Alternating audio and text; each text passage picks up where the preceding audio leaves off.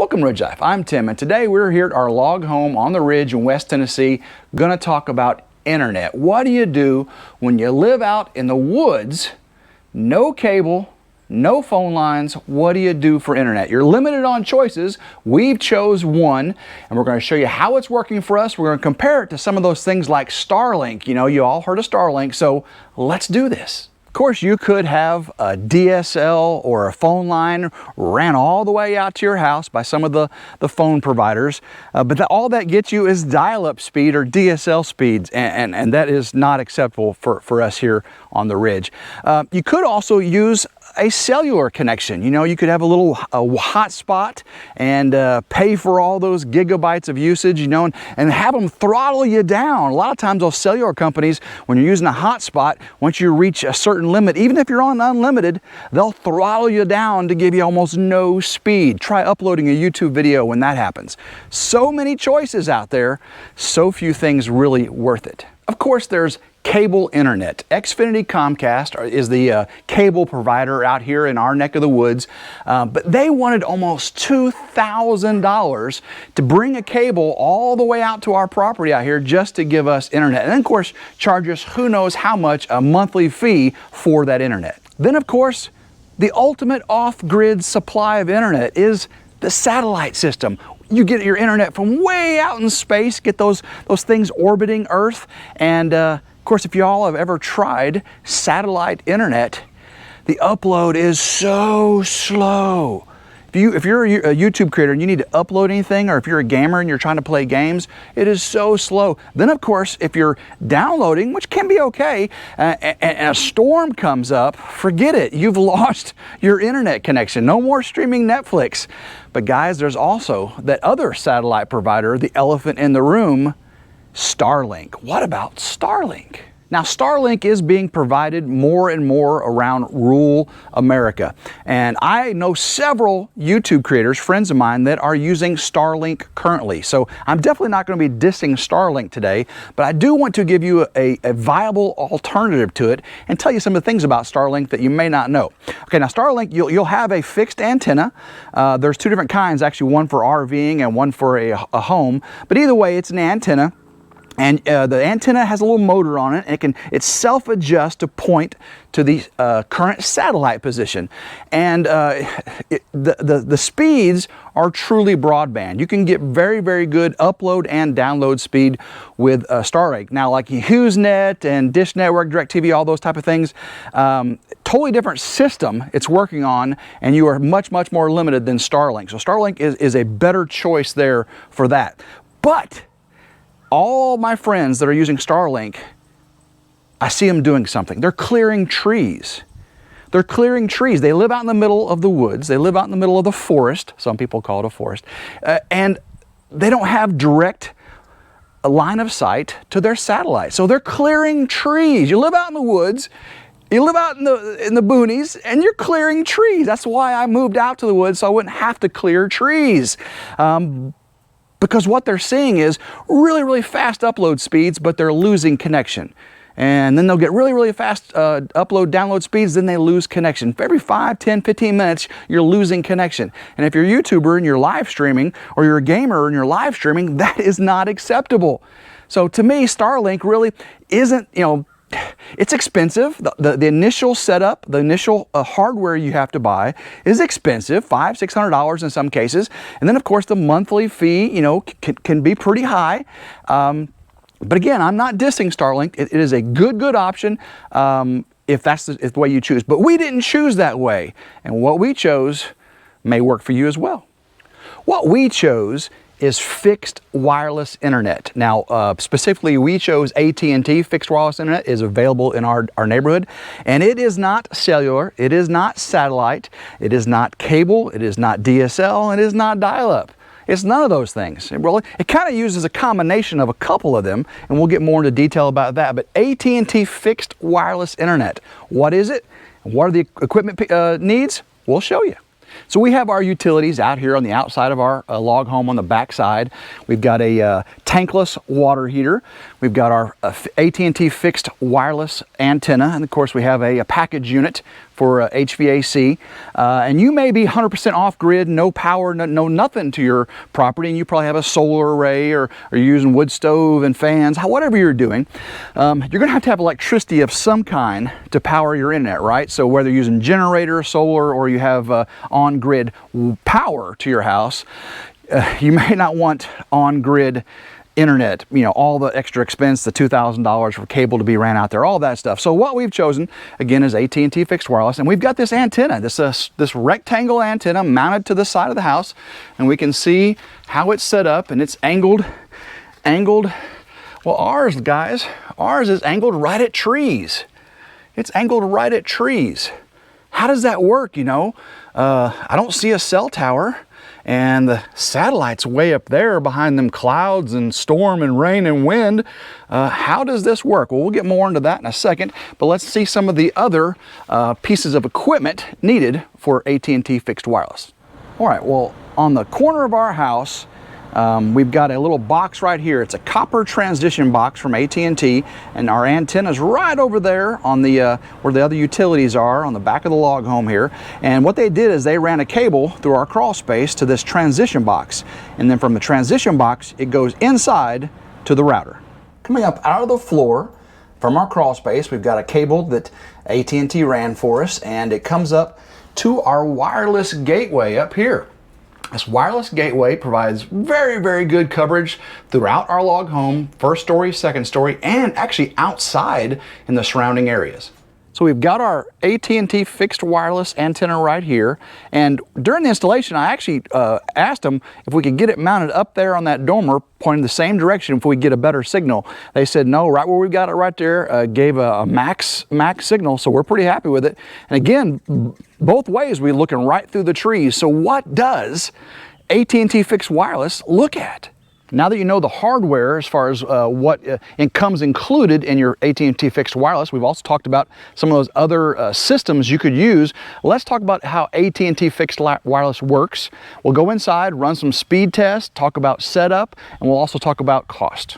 Our fixed wireless antenna mounted to the side of our house points through the woods towards a cell tower. And you're like, Tim, you said it doesn't work on the cellular network. Well, it's not actually looking at the cellular transponder.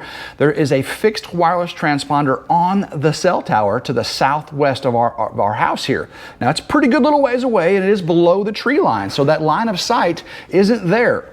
Now, line of sight does help with fixed wireless, you know, but it's not as severe as it is with a satellite, you know, like HughesNet or even Starlink, where you have to have that clear sky path. You know, even a cloud can mess with those systems. So this works very, very well. We had a couple issues when we first installed it, but it was transponder setup issues. It had nothing to do with line of sight. Matter of fact, let's take the drone up and show you what our line of sight looks like.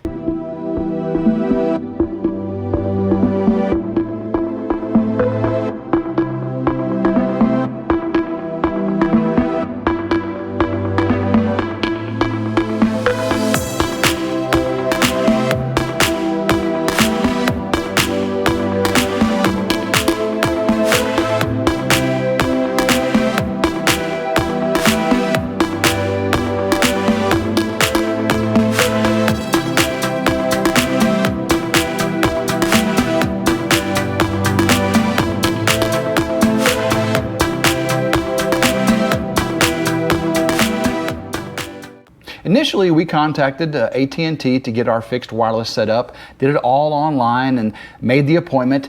5,648 days was our estimated installation date. That was the notification we had, 5,648 days. We pulled that up on the computer and went, say, what? How could any...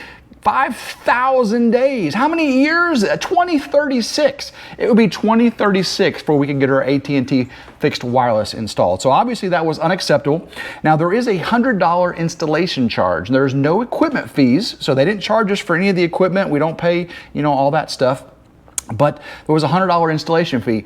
Well, once we got it all straightened out with them, and they said, okay, we'll waive the $100 installation fee since you had to wait to 2036. Now, really, it was only like a week or so later, once we got it all straightened out, they came out, and that's when they installed the antenna. And again, I wanted it higher up on the dormer on the side of the house, but they said no, you had a perfect signal down at the bottom there. And you saw how when the drone went up, that tower is there, and it's a good little ways away, but the trees definitely block it. So line of sight is not 100% needed. And those are thick green. Now, we are just entering fall. We're at the end of summer here. We're just before fall. Some of the leaves are started to fall off a little bit. You saw how thick and green that was. But $100 installation fee waived. So at this point, we have no cost, and the equipment is in our house. So what are the limitations? What does the speed look like? Let's take a look. Before we get into running a speed test on the computer, let's run one on my iPhone. This is an iPhone 12, and I'm just running speed test. I'm going to click go, and it's actually connecting to a Comcast server. Let's see here. Look at that. Look at that speed right there, guys. Can you see that? I am super here. That's the upload speed, and so we're at 63 megabytes per second. And guys, they only say 10 megabytes per second, up to 25 is average. So they guarantee 10 megabytes per second, average of 25. Now we're uploading at 13 megabytes per second. 13, guys. Go 63.4 average download, 13.2 average upload. This is here in the middle of the woods in West Tennessee. I'm super happy with that here on my phone. Let's run this test one more time. I turned off my speed test and had it pick a different local tower provider, and this is the AT&T Internet. Again, AT&T Internet is who I'm using. So let me click go, and we're using AT&T Wireless, obviously. And here we go. Okay, 35, 42, 40, 30, 40 Mbps. Look at there. So we're still, even having the speed test system select a different location, that's the location that the data is going through, it's still, went up to 73.2 with AT&T Wireless. 73.2, and now we're uploading at 13.3 megabits per second. Guys, this is way better than 10 megabytes per second, 25 megabits per second average.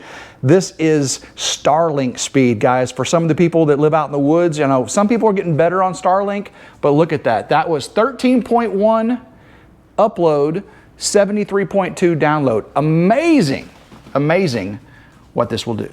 Now let's run the same test from our laptop. I'm using Google here. I'm using Google Chrome. I've got a ThinkPad Core i7 Intel computer here. And let's run the Google speed test, the one that comes up. And click the button here.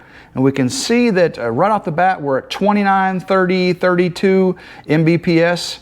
That's our download speed. Again, this is using a different software, different hardware. On the phone, you saw how amazingly fast that was. Again, they only say 10 Mbps guaranteed, 25 average. We're doing 12 on the upload, guys. So still 12 on the upload through the laptop here. So 41.1 download, 12.4 on the upload. This one came out of Atlanta. The latency was 63 milliseconds. I am super impressed with our fixed wireless response time, speed, and the ability to get us on the internet. So we're only paying like $60 a month. Okay, no installation fee, that was waived for us. No hardware fee, we didn't have to pay $500, $600 up front.